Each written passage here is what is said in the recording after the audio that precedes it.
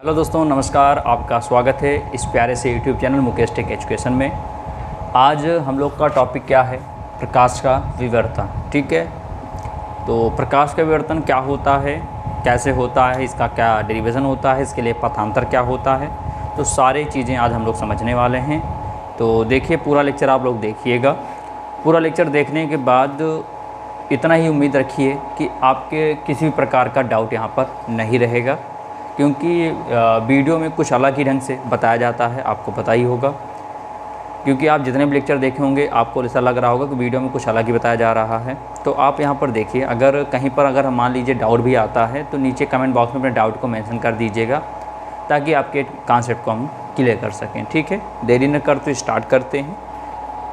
Copy pen लेकर मैं साथ बैठिए, जो कुछ बताया उसको अच्छे से लिखते भी चलिएगा। ठीक है, देखो होता क्या है प्रकाश का विवर्तन।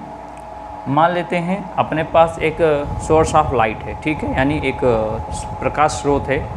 मान लेते हैं यहाँ पर एक लाइट है। अच्छे समझिएगा क्या है, क्या होता है प्रकाश का विवर्तन। ध्यान दीजिएगा, लेक्चर थोड़ा लंबा जा सकता है, लेकिन ये है कि आपको अच्छे समझ में आ जाएगा। बहुत ही ज़्यादा इम्पॉर्टेंट कॉन्सेप्ट है ये इसका। जैसे यहाँ पर क्या है, एक मान लेते हैं क्या है, एक सोर्स ऑफ लाइट है। ठीक है, क्या है, इसको नाम दे एस मतलब क्या हो गया, सोर्स ऑफ लाइट हो गया। अब होता क्या है, हम लोग एक ऐसे मतलब एक ऐसा सिरे लेकर आते हैं। देखो, पहली बात तो ये चीज़ समझो, ये जो विवर्तन है इस पूरे लेक्चर में आपको जूम करके पढ़ाया जाएगा। जूम मतलब कि जबकि यहाँ पर जो कुछ बताया जाएगा वो उतना बड़ा नहीं होता है। बात समझ में आ रहा है? मतलब जूम करके बताने का मतलब ये है कि जो विवर्तन की घटना होती है बहुत शार्प, बहुत पतले छिद्र के द्वारा ही होती है घटना। बात समझ में आ रहा? तो इतना पतला, इतना छोटा अगर छिद्र यहाँ पर कुछ भी बनाया जाएगा तो शायद आपको समझ में आएगा, दिखेगा भी नहीं।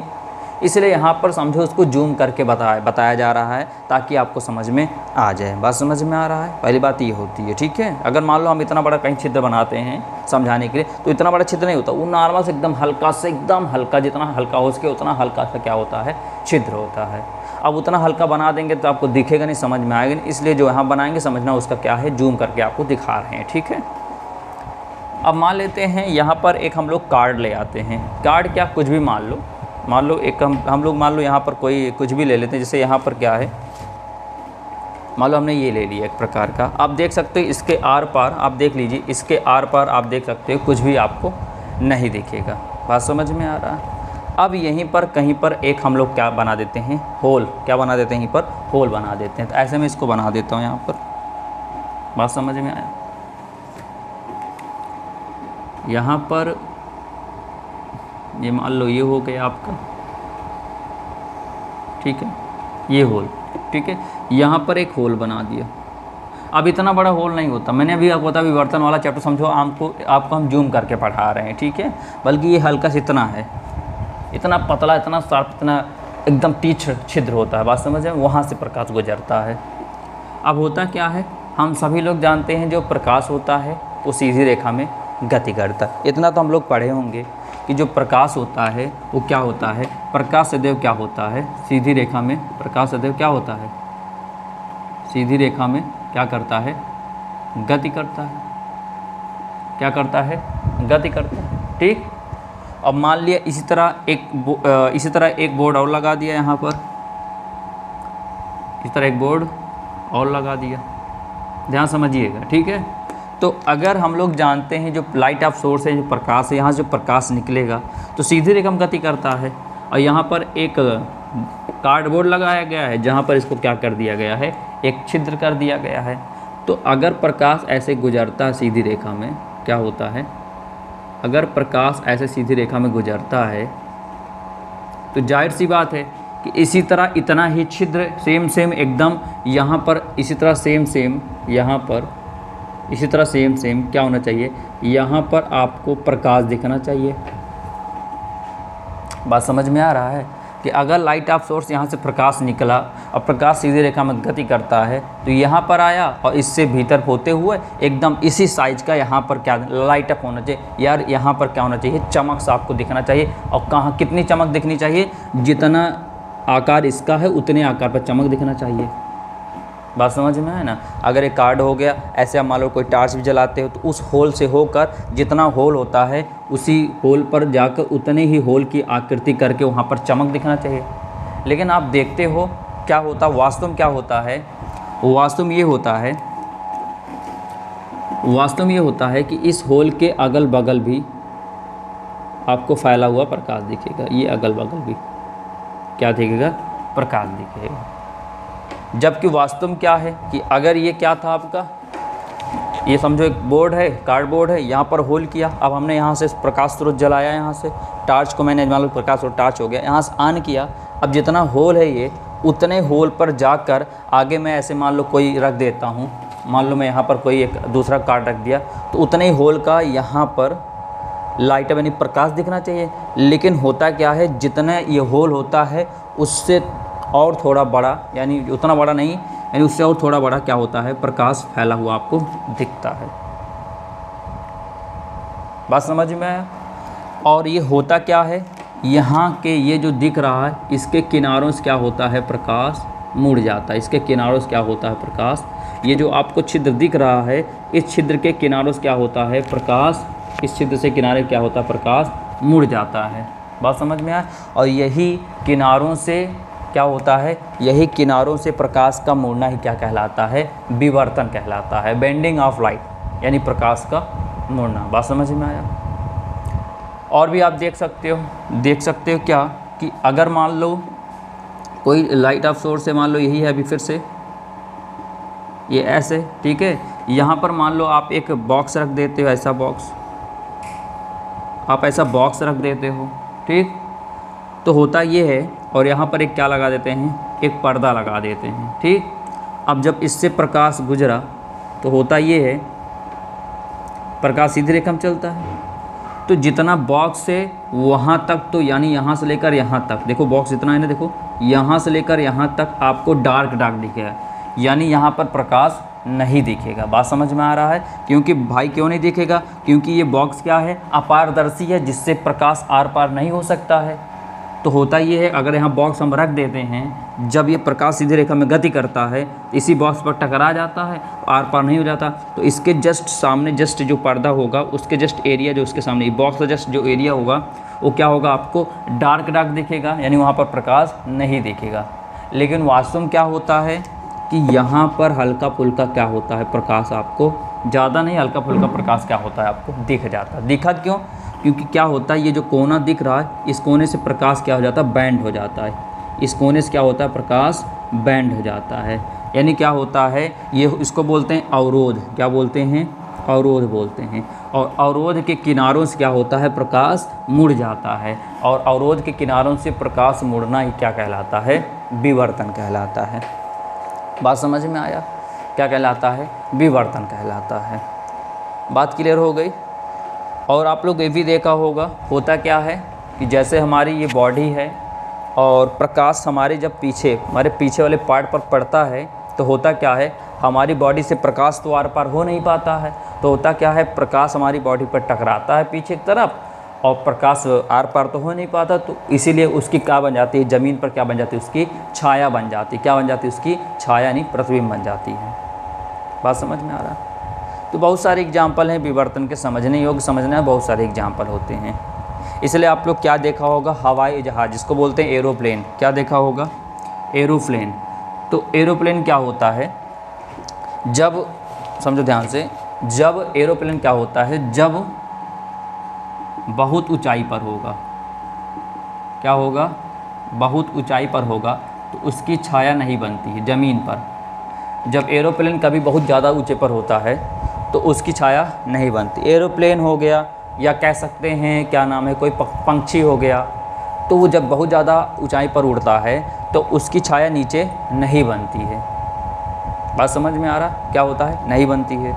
लेकिन अगर वही एरोप्लेन थोड़ा नीचे ज़मीन से ज़्यादा नहीं, कुछ दूरी पर हो, ज़मीन से कुछ दूरी पर उड़ रहा हो, या पंछी ज़मीन से कुछ दूरी पर उड़ रहा हो, तो होता क्या है, उसकी छाया कहाँ बनती है, ज़मीन पर बन जाती है। होता क्या है, जैसे ये, अब मेरे पास यही, तो इसके लिए बार बार एग्जांपल लिया जा रहा है। देखो मान लो ये ज़मीन से कुछ दूरी पर है, ज़्यादा दूरी पर नहीं उड़ रहा है, तो होता क्या है, बात समझिएगा, मान लो ये आपका एरोप्लेन है, क्या है, एरोप्लेन है, ठीक है, समझो बात। तो ये क्या है, ज़मीन से जो है ये ज़्यादा ऊपर नहीं है, बात समझ में, मतलब इसमें क्या है, बहुत ऊंचाई पर उड़ रहा है, लेकिन ये बहुत ऊंचाई मीडियम, ताकि आपको साफ साफ दिख रहा है इतनी ऊंचाई पर, ठीक है। तो होता क्या है, प्रकाश जब इस पर गिरता है तो इस किनारे से और इस किनारे से ऐसे गिरा प्रकाश, तो इस किनारे से और इस किनारे से, इस वाले किनारे से, ऐसे किनारे से ऐसे आता है और ये ऐसे आता है, ठीक है, बात समझ में आ रहा है।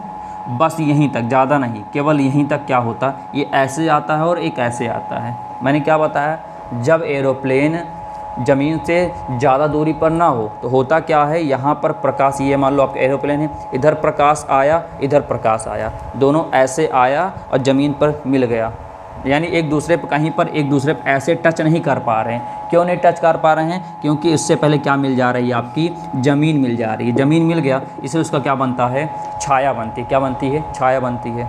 और अधिक ऊंचाई पर होता है तो क्यों छाया नहीं बनती, क्योंकि मान लो ये इतनी ऊंचाई पर हो गया, ये इतनी ऊंचाई पर हो गया है तो क्या होता है, मान लो ये एरोप्लेन समझो एक प्रकार का, तो यहाँ से कोने से होता है, ये यहाँ पर आते आते दोनों आपस में क्या होते हैं, कट जाते हैं, दोनों आपस में क्या होते हैं, कट जाते हैं। बात समझ में आया। यानी जब प्रकाश उस एरोप्लेन के ऊपर से किनारे हिस्से से क्या होता है, बैंड होता है, तो ऐसे ज़मीन पे आते आते आते आते ऐसे मिल जाते हैं, एक दूसरे को निरस्त कर देते हैं, जिसकी उनकी छाया नहीं बन पाती है। लेकिन मान लो बहुत ज़्यादा ऊंचाई पर ना हो, नीचे ही हो, तो क्या होता, ऐसे जब बैंड होते हैं प्लेन, उनके जो एरोप्लेन होता है उसके किनारों से जब प्रकाश बैंड होता है, जहाँ पर आता है, कहाँ पर, ज़मीन पर आ जाता है, और ज़मीन उनकी क्या बन जाती है, छाया बन जाती है। तो यहाँ तक बात समझ में आया। क्या होता है, आप इसका प्रयोग घर में भी कर सकते हो, इसका प्रयोग आप घर में भी देख सकते हो, कर सकते हो, ठीक है। आप एक लाइट ऑफ सोर्स ले लो, ठीक है, उसके बाद क्या लो, कार्ड उसमें इतना छोटा छिद्र कर दो, छिद्र बहुत नॉर्मल होता है, बहुत नॉर्मल होता है, बहुत छोटा होता है, ये आपको जूम करके बताया ताकि आपको समझ में आए। जब आप उसे कोई लाइट ऑफ सोर्स दिखाओगे तो होता क्या है, जितना छिद्र होता है उतना ही बनना, उतने प्रकाश वहाँ पर चमकना चाहिए, लेकिन होता क्या है, उससे ज़्यादा क्या दिखता है, प्रकाश आपको फैला हुआ दिखता है। तो होता क्या है, इन किनारों से क्या होता है, बैंड हो जाता है। तो यहाँ पर हम परिभाषा लिख देते हैं, आप वहाँ से देखिए, मैंने परिभाषा यहाँ पर लिख दिया है। क्या होता है, प्रकाश के मार्ग में अवरोध अथवा सूक्ष्म छिद्र आने पर, प्रकाश के मार्ग में अवरोध अथवा सूक्ष्म छिद्र आने पर किनारों पर प्रकाश का मुड़ना क्या कहलाता है, प्रकाश का विवर्तन कहलाता है। अभी बताया गया, जो अवरोध आता है उस किनारे से प्रकाश क्या होता है, बैंड हो जाता है, मुड़ जाता है, उसे क्या बोलते हैं, विवर्तन कहते हैं। बात समझ में आया। अब होता क्या है, यहाँ पर विवर्तन के प्रकार होते हैं। क्या होते हैं, विवर्तन के प्रकार होते हैं। तो यहाँ पर विवर्तन दो प्रकार का होता है। विवर्तन के प्रकार क्या होता है, विवर्तन दो प्रकार का होता है। कितने प्रकार का होता है विवर्तन, दो प्रकार का। पहला होता है फ्रेनल विवर्तन। क्या होता है, फ्रेनल विवर्तन होता है, ठीक है। और दूसरा जो होता है उसको बोलते हैं फ्राउनहोफर। क्या बोलते हैं, फ्राउनहोफर बोलते हैं, फ्राउनहोफर विवर्तन, ठीक है। अब देखो फ्रेनल विवर्तन क्या होता है, फ्राउनहोफर विवर्तन क्या होता है। जैसे यहाँ पर बात समझना अच्छे से, ये क्या है, लाइट ऑफ सोर्स होता है, ठीक है, जिसको यहाँ पर एस बोल दिया गया है। यहाँ पर एक स्लिट रखी गई है, ठीक है, क्या रखी गई है, एक स्लिट रखी गई है, और स्लिट में इतना बड़ा नहीं होता है। बात समझ में आया, ये स्लिट है। स्लिट मतलब जैसे मान लो यहाँ पर मैं आपको फिर एक एग्जांपल बताता हूँ, थोड़ा ध्यान दीजिएगा। आपको एक एग्जांपल बताया जा रहा है, कोई एग्जांपल यहाँ पर देखो, ध्यान समझो, मैं यहाँ पर बताता हूँ आपको, एक मिनट थोड़ा समय दीजिए। जैसे यहाँ पर देखिए, जैसे ये है, ठीक है, बात समझ में आ रहा है, ये आपको दिख रहा है, थोड़ा मैं इस तरह, ताकि हवा आ रही उड़े ना, ठीक है। चलो, जैसे यहाँ पर ये ऐसा नहीं रखा गया है, ये ऐसा है, तो आप देख सकते कितना पतला है। अब क्या करें ना, हम लोग लें ब्लेड, लें क्या लें, ब्लेड लें, ब्लेड से ऐसे कट कर दें, इतना पतला, इतना तीछड़ी वाला हिस्सा दिख रहा है। बात समझ में, ये ऐसे नहीं, ऐसे है, देखो ऐसे करके, और हम लोग क्या कर लें, ब्लेड ले लें, ब्लेड से ऐसे कट कर दें, बस ब्लेड से ऐसे क्या कर दें, ऐसे कट कर दें बस। तो जो इतना पतला सा क्या दिखता है आपको, जो यहाँ पर हिस्सा दिखेगा, वही से क्या होगा, प्रकाश का विवर्तन होता है। तो अब वही चीज़ मैं आपको दिखाना चाहता हूँ, बात समझ में आया। तो ये ऐसे नहीं है, ये ऐसे है, देखो यहाँ पर। तो ये जो ब्लैक ब्लैक दिख रहा है ये वाला हिस्सा ये है, ये वाला क्या है आपका, ये वाला हिस्सा है, ठीक है, आपको दिखाने के लिए। और ये क्या किया गया है, इसमें ब्लेड्स ऐसे कट किया गया है, ये एकदम, बात समझ में आया। और ऐसे कर, इसी को मैं ऐसे कर दूं तो वही चीज़ आपको दिख रहा है, बात समझ में आया। इतना पतला होता है, ठीक है। अब होता क्या है, यहाँ पर ये प्रकाश स्रोत जो होता है, इससे क्या होती हैं तरंगें, एक प्रकाश एक दिशा में क्या करता है, गति करता है, यानी सीधी रेखा में गमन करता है।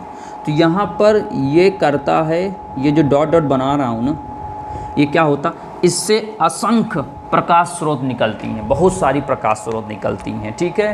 क्या होती हैं, ये काम करता है, ये सोर्स का काम करता है, प्रकाश स्रोत का काम करता है, सेकेंडरी वेव का काम करता है, बात समझ में आए। और यहाँ पर क्या लगा देते हैं हम लोग, पर्दा लगा देते हैं। इसी पर्दे पर क्या होता है, हमें प्राप्त करते थे, प्रेरणा प्राप्त करनी रहती है, बात समझ में आए। तो ये सोर्स हो गया, इसको बोलते हैं अवरोध, क्या बोलते हैं, अवरोध बोलते हैं। ये क्या हो गया आपका मार्ग, पर्दा हो गया, ठीक है। और यहीं से क्या होता है, ये आपके क्या होती हैं, देखो ये प्रकाश स्रोत हो गया पहला, और यहाँ पर बहुत सारे क्या होती हैं, असंख्य मतलब अनंत कह सकते हैं, प्रकाश स्रोत निकलती हैं, जो सेकेंडरी वेव के रूप में क्या करती हैं, काम करती हैं, ठीक है। और ये क्या होता है, पर्दा होता है, क्लियर हो गया। अब होता क्या, सुनो ध्यान से, ये जो फ्रेनेल विवर्तन क्या होता, अगर अवरोध से सीमित दूरी पर प्रकाश स्रोत रख दें और सीमित दूरी पर क्या रख दें, पर्दा रख दें, यानी एक फिक्स दूरी मान लें कि अगर यहाँ से 10 मीटर इसको रख दें, 10 मीटर इसको रख दें, 5 मीटर इधर रख दें, 5 मीटर इधर रख दें, 2 मीटर इधर रख दें, 2 मीटर उधर रख दें। तो एक सीमित दूरी पर किसको, जब प्रकाश स्रोत और पर्दा को अवरोध से ही, अवरोध है ये प्रकाश स्रोत है, ये क्या है, पर्दा है, ठीक है। तो जब पर्दा और ये क्या है आपका, क्या है ये आपका, ये प्रकाश स्रोत है, जब प्रकाश स्रोत को और पर्दा को अवरोध से सीमित दूरी पर रखेंगे, क्या रखेंगे, सीमित दूरी पर रखेंगे, तो इस प्रकार का जो भी विवर्तन होगा उसे बोलेंगे कौन सा विवर्तन, फ्रेनेल विवर्तन। इनमें क्या होगा, इसमें जो प्रकाश स्रोत होगा, लाइट ऑफ सोर्स होगा, इसमें जो स्रोत होगा और तथा जो आपका पर्दा होगा, उसको क्या करेंगे, पर्दा को अवरोध से, किससे, अवरोध से कितनी दूरी रखेंगे, सीमित दूरी पर, सीमित दूरी पर रखते हैं जब, तो वो विवर्तन क्या कहलाता है, फ्रेनेल विवर्तन। और जब यही प्रकाश स्रोत और यही पर्दा को अनंत दूरी पर, असीमित दूरी पर रखें, असीमित मतलब अनंत दूरी पर रख दें, किससे, इस अवरोध, जैसे मान लो ये अवरोध हो गया, तो ये आपका पर्दा बहुत दूरी पर रख दें और ये आपका प्रकाश स्रोत अनंत दूरी पर रख दें और पर्दा भी आपका अनंत दूरी पर रख दें, तो उस प्रकार के विवर्तन को क्या बोलते हैं, फ्राउनहोफर विवर्तन। क्या बोलते हैं, फ्राउनहोफर विवर्तन। तो फ्राउनहोफर में क्या होता है, जो स्रोत होता है तथा पर्दा को अवरोध से अनंत दूरी पर रखते हैं, अवरोध से क्या होता है, अनंत दूरी पर रखते हैं। तो इस प्रकार के विवर्तन बोलते हैं क्या, फ्राउनहोफर विवर्तन बोलते हैं। क्या बात समझ में आ गई, बात समझ में आया। ये प्रकाश स्रोत होता है, यहाँ पर एकदम बताया ना, एकदम तीक्ष्ण कट है, एकदम मतलब आपको जूम करके बताया जाए, बार बार आपको बता रहा हूँ, जूम करके बताया जाए, इतना बड़ा ये नहीं होता है, बात समझ में आया। ये ले लो हल्का से ब्लेड से कट मार दो, ब्लेड का जितना कट बनता है ना उतना पतला होता है ये छिद्र इसका, बात समझ में आया। तो उससे क्या हो रही हैं, प्रकाश स्रोत गुजरती हैं, ठीक है, बात समझ में आया। अब ये हो गया पर्दा, स्क्रीन हो गया, तो यहाँ पर क्या हुआ, पर्दा, ये हो गया प्रकाश स्रोत। तो प्रकाश स्रोत और पर्दा को कहते हैं सीमित दूरी, और ऐसे एक सीमित दूरी पर रख दें तो उसे बोलेंगे कौन सा, फ्रेनेल विवर्तन बोलेंगे। और अगर इन्हीं दोनों को, इन्हीं प्रकाश स्रोत और पर्दा को अनंत दूरी पर रख दें तो क्या बोलेंगे, फ्राउनहोफर विवर्तन बोलेंगे। तो क्या यहाँ तक बात समझ में आ गई, बात क्लियर हो गया। अब इसके बाद पढ़ते हैं, बहुत मोस्ट इम्पॉर्टेंट डेरिवेशन होता है जिसको बोलते हैं एकल स्लिट द्वारा प्रकाश का विवर्तन या एकल झिर्री द्वारा, झिर्री भी बोलते हैं। एकल झिर्री, झिर्री मतलब इसलिए बोलते हैं, इतना पतला होता है, जैसे पॉलीथीन होती है ना, एकदम पतली पतली होती है, एकदम पतली होती है, इसलिए बोला एकल झिर्री कहा गया इसे, बात समझ में आया।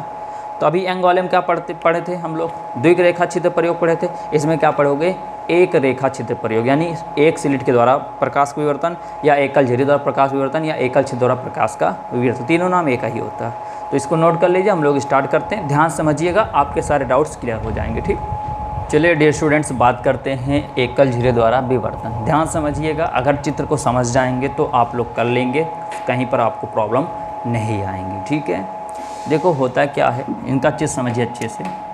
यहाँ पर होता ये है कि यहाँ पर एक प्रकाश स्रोत होता है, लाइट ऑफ सोर्स होता है। ठीक है, क्या होता है, लाइट ऑफ सोर्स होता है। ठीक, यहाँ पर एक लेंस होता है,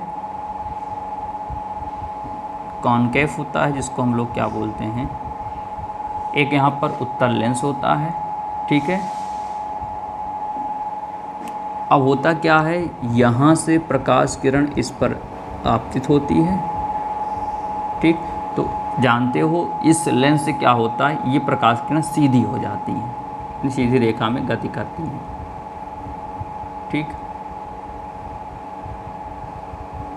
ठीक, अब यहाँ पर हम लोग एक स्लिट लगा देते हैं। क्या लगा देते हैं हम लोग, एक स्लिट लगा देते हैं। क्या लगाते हैं, एक स्लिट लगाते हैं। ठीक है, चित्र ध्यान समझिएगा, टेढ़ा मेढ़ा हल्का फुल्का हो सकता है हमारा, क्योंकि हमारे पास स्केल तो है नहीं। चलो, ये स्लिट हो गया, नाम रख देते हैं ए और बी। ठीक है, अब यहाँ फिर से क्या होता है, एक उत्तल लेंस होता है।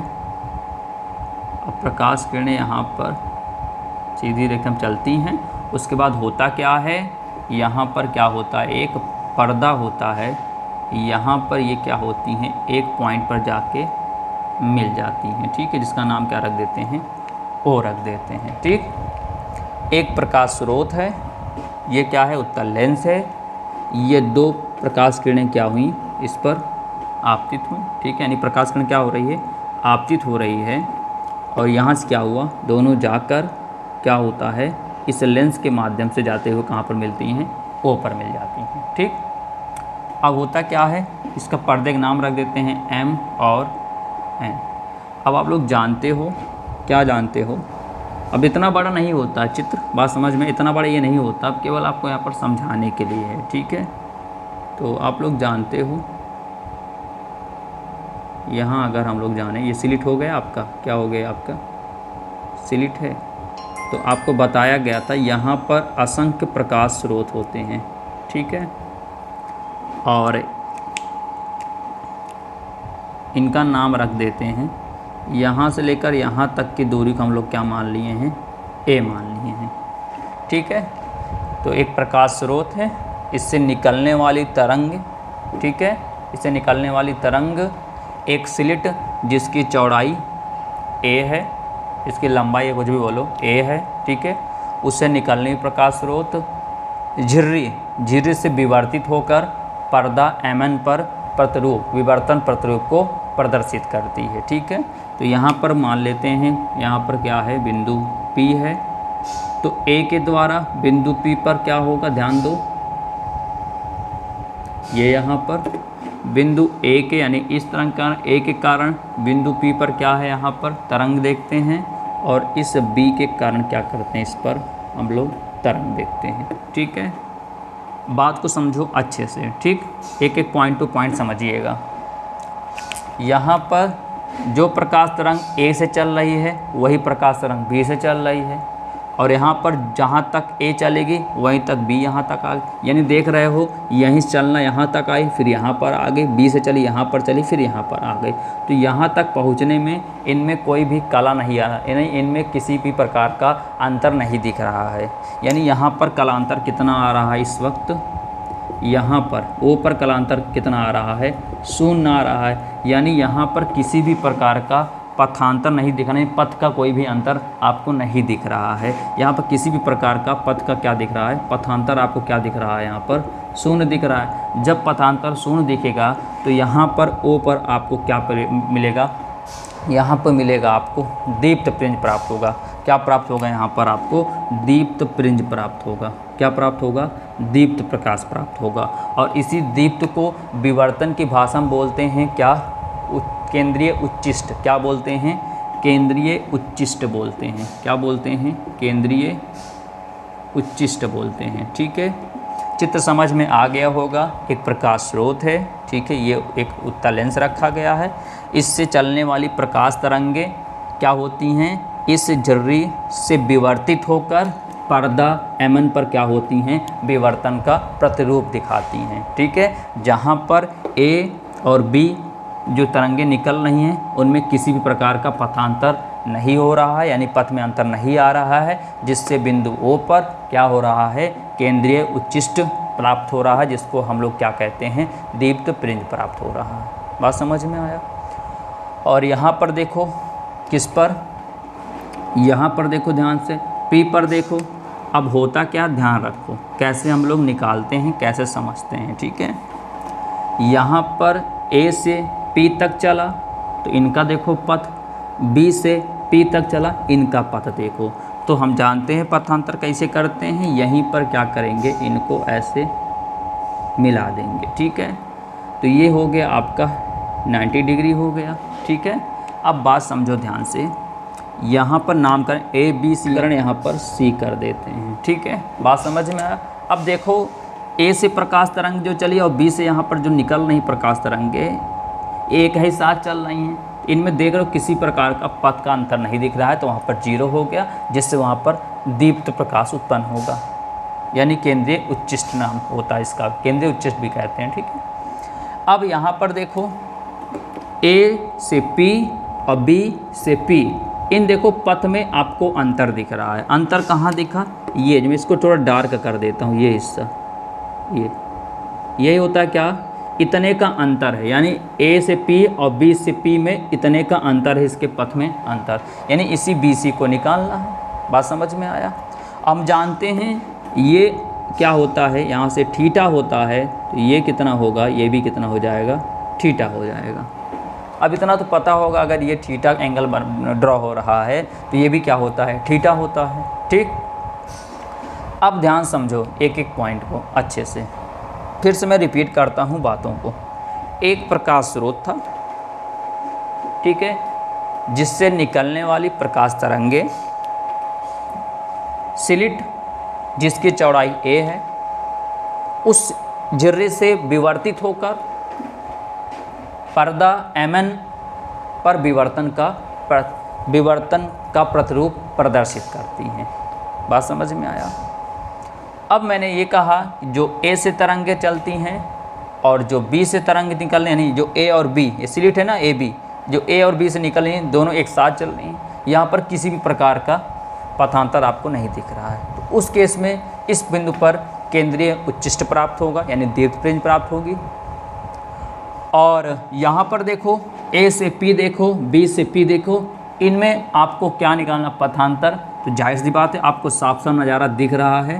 तो अगर हम लोग ऐसे लाइन एक लंब डाल देते हैं और जो ये बचा हुआ हिस्सा दिखता है, इससे यहाँ तक तो ठीक था, यहाँ से यहाँ तक चला, यहाँ से यहाँ तक ठीक था, लेकिन बी वाला इतना हिस्सा और चल गया पहले से, बी सी वाला इतना हिस्सा पहले से चल गया है, तो यही कहलाता है पथांतर कहलाता है। बात क्लियर हो गई, कोई दिक्कत नहीं लगी। अगर ये थीटा है तो ये वाला भी क्या हो जाएगा, थीटा हो जाएगा। अब हम लोग अच्छे से समझते हैं आगे। देखिए यहाँ पर क्या है, अब हम लोग इसकी ये क्या है, आपकी ज्यामितीय व्यवस्था है, ज्यामितीय रूप होता है। ठीक है, अगर हम लोग इसकी व्याख्या करें, क्या करें, यहाँ से अगर व्याख्या करें तो लिखेंगे ए व बी से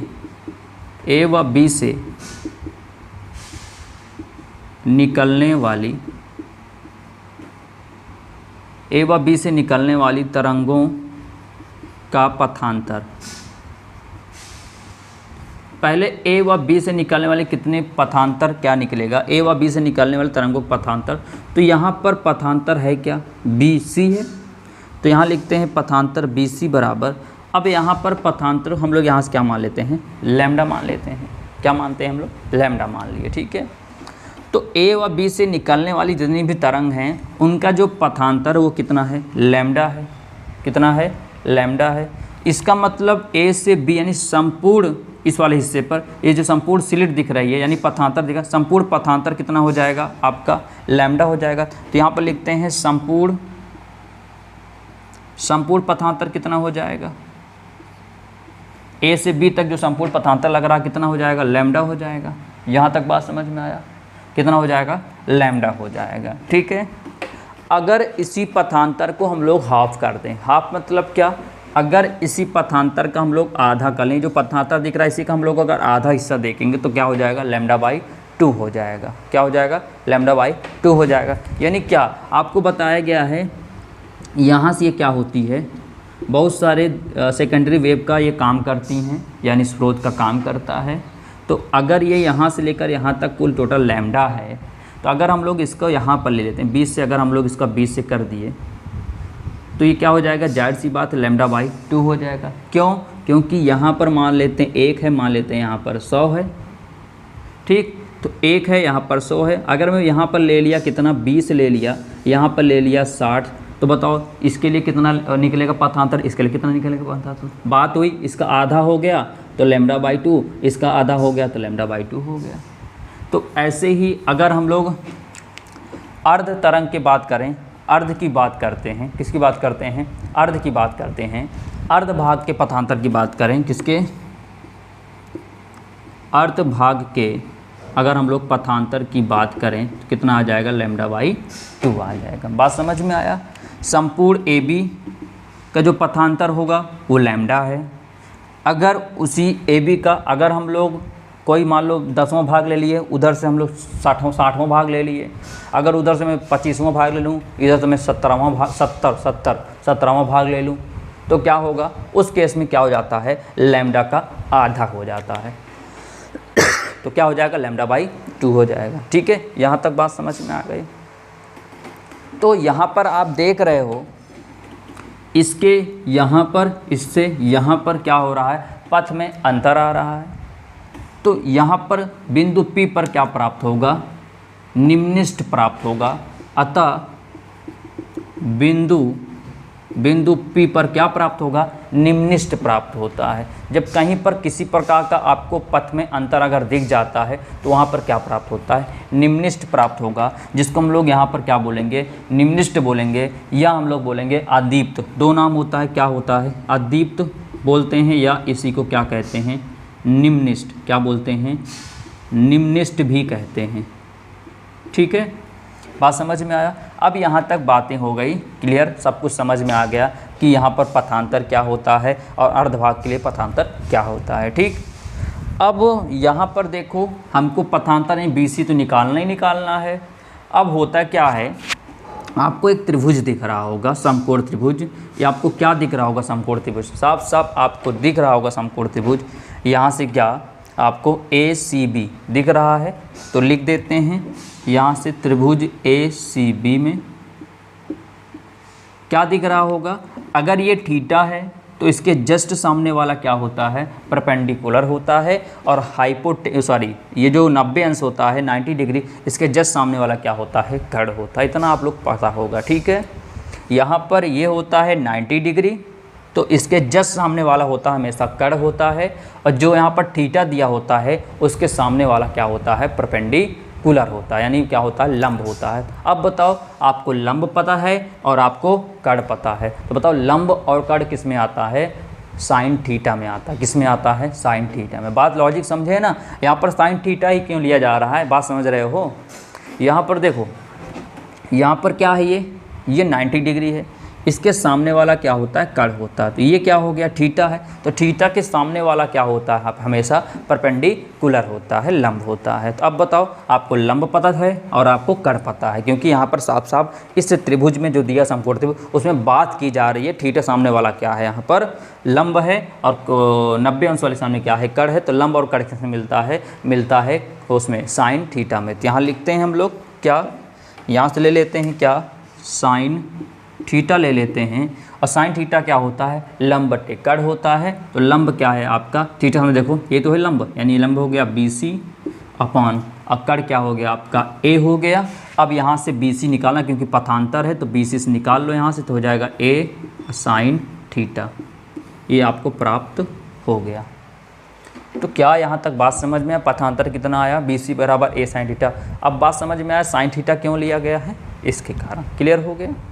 अब यहाँ पर समझो है क्या चीज़ हमको समझना है। ठीक, अब आगे ध्यान दीजिए सब लोग, यहाँ पर देखो a sin थीटा और BC यहाँ पर है कितना, यहाँ पर संपूर्ण AB के लिए पथांतर, सॉरी यहाँ पर देखो BC, एक मिनट, यहाँ BC है ना, संपूर्ण कितना है AB के लिए पथांतर, यहाँ पर AB के लिए पथांतर कितना निकलता है, देखो BC का मान कितना है, यहाँ पर लैम्डा है। अब ध्यान देखना, अगर मैं यहाँ पर लिखता हूँ a sin थीटा बराबर BC का मान कितना आ गया, लैम्डा आ गया। यहाँ तक बात समझ में आया। तो ये कब आया, जब BC द्वारा बिंदु P पर, यहाँ पर और यहाँ पर क्या है, ये बिंदु O पर, ठीक है ना। तो इनके कारण जब a sin थीटा कितना प्राप्त हुआ था हमको, लैम्डा भी हमने बताया था, लैम्डा ये कहाँ से हम लोग लिए हैं, बात समझ में आया। तो a sin थीटा बराबर लैम्डा। तो ऐसे सभी मानों के लिए, ऐसे ही क्या होता है, सभी मानों के लिए, सभी मानों के लिए क्या होता है, a sin थीटा का जो मान होता है वो प्लस माइनस n लैम्डा होता है। कितना होता है, प्लस माइनस n लैम्डा होता है। बात समझ में।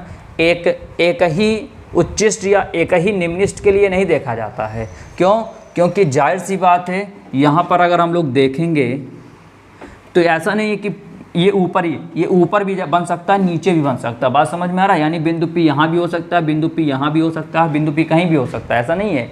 ये ऊपर भी बन सकता है और नीचे भी बन सकता है। इसलिए इसके मान के लिए, बात समझो, इसके मान के लिए sin थीटा मान के प्लस माइनस n लैम्डा हो। n मतलब कितना, अगर हम लोग 1 रखेंगे तो ऊपर है, दो आएंगे, 2 लैम्डा ऊपर आ गया, 3 लैम्डा ऊपर आ गया, 4 लैम्डा ऊपर हो गया। अब माइनस रखेंगे तो कहाँ बनेगा, वो नीचे, क्योंकि माइनस नीचे होता है। -1 लैम्डा, -2 लैम्डा, -3 लैम्डा, -4 लैम्डा, सब कहाँ बनेगा, नीचे बनेगा। तो ये जो रेंज होती है कहीं बनती है, ऊपर नीचे दोनों बन सकती हैं। बात समझ में आया। इसलिए यहाँ पर a sin थीटा का मान कितना आया, प्लस माइनस n लैम्डा आया। तो आई होप आपको अच्छे से क्लियर समझ में आ गया होगा, कहीं पर प्रॉब्लम नहीं आई होगी। इसलिए इनका जो ग्राफ बनता है ना, जानते हो कैसे बनता है, इनका ग्राफ ऐसा बनता है, ये ऐसे, ये इनकी इंसेंट्री, किसको बोलते हैं, वो इंसेंट्री मतलब होता है तीव्रता बोलते हैं जिसको। यहाँ पर क्या होता है, पहले ये देखो, यहाँ पर ऐसे, ये बात समझ में आ रहा है। तो ये क्या होता है, इनका ये केंद्रीय उच्चिष्ट, फिर यहाँ पर ऐसे निम्निष्ट, ऐसे करते हुए ऐसे बढ़ता है, ऐसे करके। इधर भी देखते हैं तो इधर ऐसे करके, ये ऐसे, ये ऐसे, ये इनका ग्राफ ऐसे होता है। बात समझ में आ रहा है। इनका ग्राफ कैसे होता है, ऐसे होता है। क्लियर है। तो ये जो हिस्सा होता है इसको बोलते हैं केंद्रीय उच्चिष्ट, जहाँ पर दीप्त प्रिंज प्राप्त होता है। फिर यहाँ पर डल हो जाता है, जिसको निम्निष्ठ बोलते हैं। क्या बोलते हैं, ये होता है केंद्रीय उच्चिष्ट होता है, ये होता है आपका निम्निष्ठ होता है, ऐसे प्राप्त होता जाता है। बात समझ में आया, बात समझ में आया ना। तो ये होता है आपका एकल झिल्ली द्वारा विवर्तन का एक सूत्र होता है।